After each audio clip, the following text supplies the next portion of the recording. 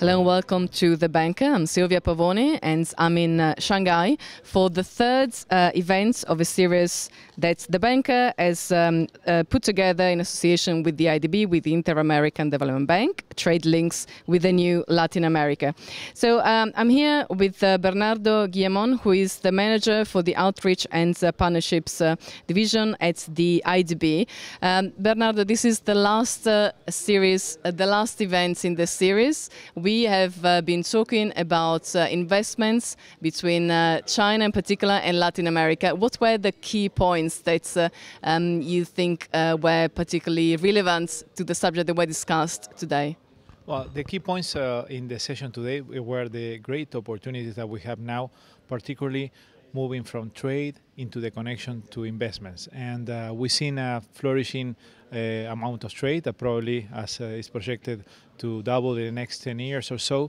But particularly the main good news is that the opportunities are coming up in the infrastructure area, and also we discuss the opportunities in the global value chains. First, going into infrastructure, we've seen that a lot of the projects that Latin America is doing, particularly in countries like Mexico, with the big energy reform and the big reforms also in the transportation sector, allow the potential participation for Chinese conglomerates that have the expertise, the capabilities to partner with local partners to bring technologies that they have deployed here in China in transportation or in the renewable energy and other fields into our region with cost efficiency and with the capability to deploy large projects in a very time efficient manner.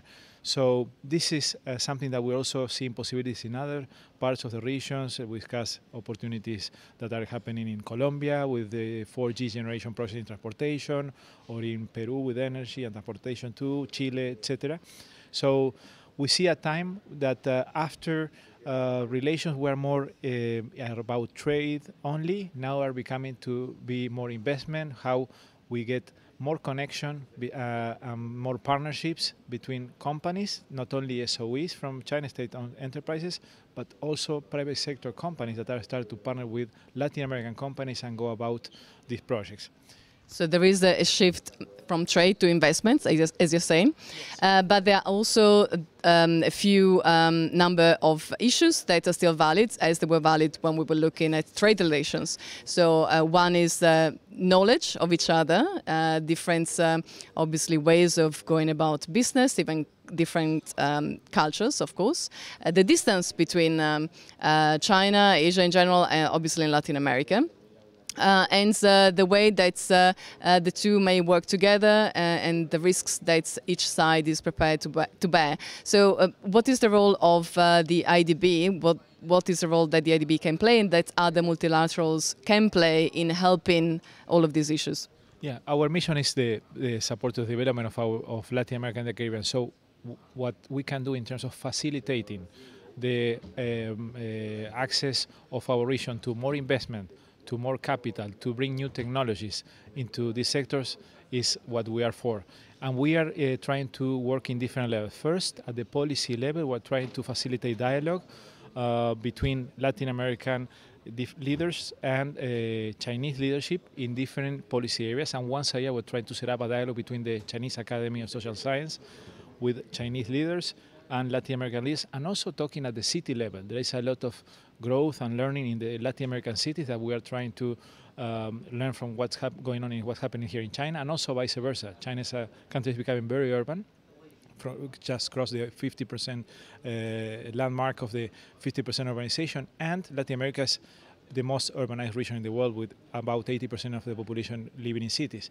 So we are provoking that policy dialogue. Second, we're promoting also business dialogue. And once a year, we're setting up a business summit for companies that are investing and trading with China and Latin America, trying to get the links, the connection, the personal liaisons, and the business matchmaking that is needed to make things happen. And third, we're trying also to promote other type of exchanges with university, with think tanks, to build the knowledge, and I'm talking about more the new generation of Latin Americans, also Chinese, that are interested, and even in their universities started to have programs about Latin America, learning the languages, Spanish, Portuguese, and also in Latin America you have more universities and students interested and entrepreneurs into connect to that in new sectors, in services, in other sectors that we didn't think before, in technology, IT services that have a huge amount of opportunity that we have even started. But we see the interest and we see the dynamics going on. So it's not going to be all about commodities as it has been in the past, and hopefully we're going to see new partnerships developing in the future between companies from each region. So from Shanghai, we definitely had a really interesting event with lively discussions about this, and hopefully we'll hear about this partnership growing between the two regions in the future. Thank you for your comments. Thank you, Silvia. A pleasure.